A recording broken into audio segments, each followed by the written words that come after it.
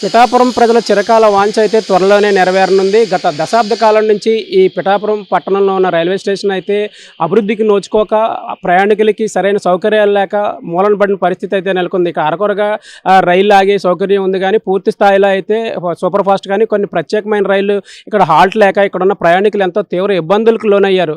అంటే ఇక్కడ ఒక పర్యాటక ప్రాంతం, అలాగే ఇక్కడ దేవాలయాల ఎన్నో ప్రసిద్ధ దేవాలయాలు అయితే ఈ పిఠాపురంలో ఉన్నాయి. ఈ నేపథ్యంలో మహారాష్ట్ర నుంచి కూడా భక్తులు పిఠాపురం ఇక్కడ దత్తాత్రేయుడు ఆలయానికి అయితే వాళ్ళ దర్శనానికి అయితే వస్తారు. ఇక్కడ ప్రత్యేకమైన పూజలు చేస్తారు.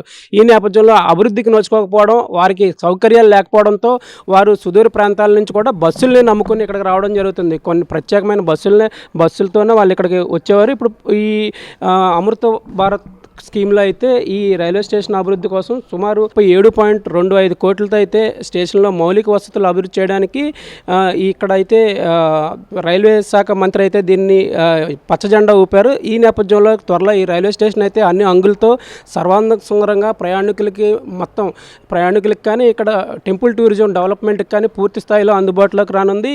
రైల్వే శాఖ మంత్రి అశ్విని వైష్ణవ్ అయితే నిన్న ఈ ప్రకటన అయితే చేయడం జరిగింది. రైల్వే స్టేషన్ పిఠాపురం రైల్వే స్టేషన్ని అన్ని హంగులతో పూర్తిగా ముస్తాబు చేయడానికి అయితే ఆయన ఆమోదం తెలిపారు. దీనిపై అయితే పవన్ కళ్యాణ్ అయితే రైల్వే శాఖ మంత్రి అశ్విని వైష్ణవ్కి అలాగే ప్రధానమంత్రి మోడీకి అయితే కృతజ్ఞతలు తెలుపుతున్నారు. అందుకంటే ముందు పవన్ కళ్యాణ్కి అయితే పిఠాపురం ప్రజలైతే కృతజ్ఞతలు తెలుపుతున్నారు. పిఠాపురం రైల్వే స్టేషన్ అభివృద్ధి కోసం అయితే ఇది ఆధ్యాత్మికంగా ముఖ్యపట్నం. పిఠాపురంలో రైల్వే స్టేషన్కి దూర ప్రాంతాల నుంచి కూడా యాత్రికులు ఇక్కడికి వస్తారు. వారి సౌకర్యం కోసం అమృత్ భారత్ పథకం కింద అభివృద్ధి చేయాలని పవన్ కళ్యాణ్ వారిని కోరడం జరిగింది. వారు సానుకూలంగా స్పందించడం జరిగింది. పిఠాపురం స్టేషన్ అయితే అమృత్ భారత్ స్టేషన్గా అభివృద్ధి చేసేందుకైతే రైల్వే మంత్రిత్వ శాఖ అయితే ముందుకొచ్చింది. స్టేషన్ భవనం, ముఖద్వారంతో పాటు దివ్యాంగుల కోసం ప్రత్యేక సౌకర్యాలతో కూడిన అయితే విశ్రాంతి గది, అత్యాధునిక టాయిలెట్లు, డ్రైనేజ్ వ్యవస్థ, కేబులింగ్, ప్లాట్ఫామ్ అభివృద్ధి, షెల్టర్ల నిర్మాణం తదితర అభివృద్ధి పనులు అయితే త్వరలోనే ఇక్కడ ప్రారంభం కానున్నాయి. ఈ సందర్భంగా పిఠాపురం రైల్వే స్టేషన్ అభివృద్ధికి మంజూరుకి సహాయ సహకారాలు అందించిన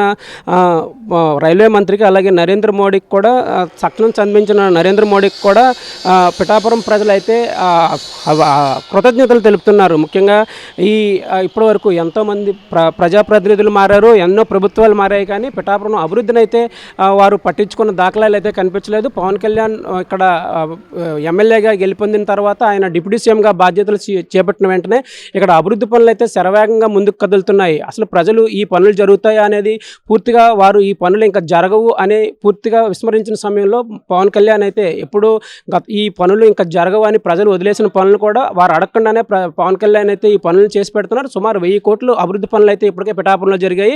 కొన్ని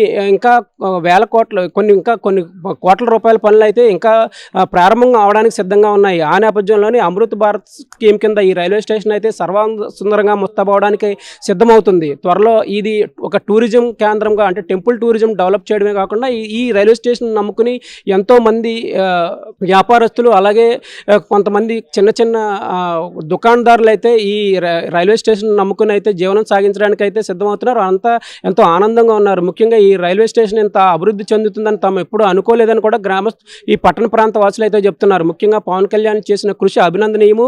ఆయన వచ్చిన వెంటనే పిఠాపురం రూపురేఖలు కూడా మారిపోయాయని వారు పవన్ కళ్యాణ్కి అయితే కృతజ్ఞతలు తెలియజేస్తున్నారు.